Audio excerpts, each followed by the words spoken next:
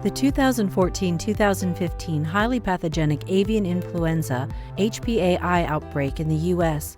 is the largest animal health emergency in the country's history. In less than 6 months, over 48 million birds on 219 premises from the Pacific Northwest to the Midwest either died or were depopulated due to infection with HPAI virus. Epidemiologists believe that the virus was initially introduced by wild migratory waterfowl and was later spread by people from farm to farm. Avian influenza virus is excreted through the feces, nasal, and oral secretions of infected birds and spread within a flock by direct contact between healthy and infected birds and from farm to farm through contaminated people, vehicles, and equipment. Because of this, biosecurity on an individual farm is essential. What is biosecurity? Biosecurity refers to procedures used to prevent the introduction and spread of disease-causing organisms in poultry flocks. The following video will provide best practices to improve biosecurity on your farm and protect your birds from exposure to avian influenza and other infectious diseases. It is important for you to provide adequate training on these biosecurity and disease prevention measures to whomever has access to the farm, including family members. Understanding how the avian influenza virus is transmitted from farm to farm is your first step in preventing the transmission of avian influenza and protecting your backyard flock. Control access. Contaminated vehicles and personnel pose the most significant threat to the health of your birds. Monitor those who visit your farm, keep unnecessary people off your farm, and do not allow visitors in or near the poultry houses, pens, or coops. Create a protective perimeter around your poultry premises. Use fences and signs to keep people away. Create structural barriers within the chicken houses to keep free-flying birds and four-legged animals out of the houses. Secure doors, fences, and access points to your poultry houses, pens, and coops. Personal biosecurity.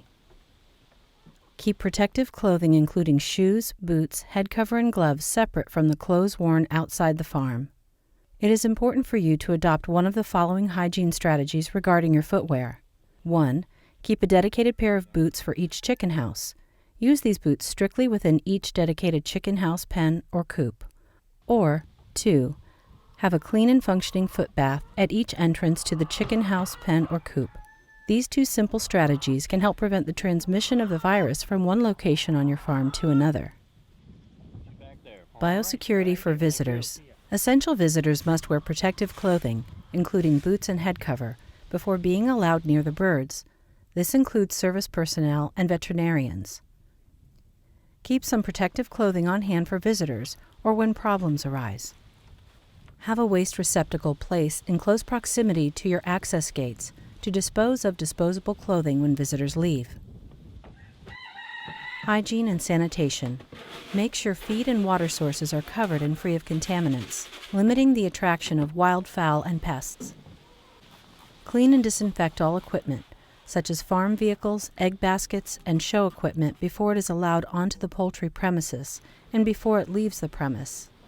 After work, change out of your farm clothes and wash your hands and arms before leaving the chicken house, pen, or coop.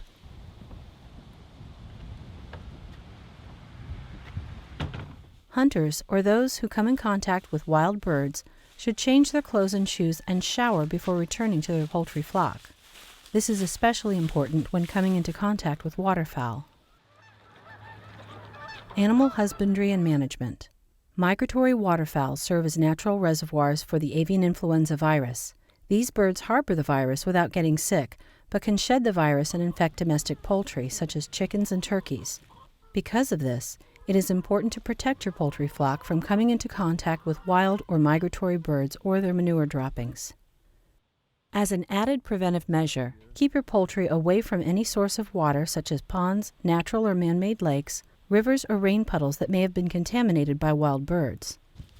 Keep younger birds separate from older birds. Also, do not keep birds of different species in the same house or pen. For example, separate chickens from turkeys. Remove and properly dispose of dead birds. Improper disposal can lead to disease and attract flies and scavengers, which could transmit avian influenza virus and other infectious agents. Growers should contact their state animal laboratory immediately if they observe high mortality in their flocks. Sick or dying birds should be sent on to a state laboratory for diagnosis. Do not visit other farms, poultry premises, or backyard flock owners experiencing high mortality rates within their flocks. Backyard poultry owners have a vested interest in protecting their flocks from outbreaks of avian influenza and other poultry diseases.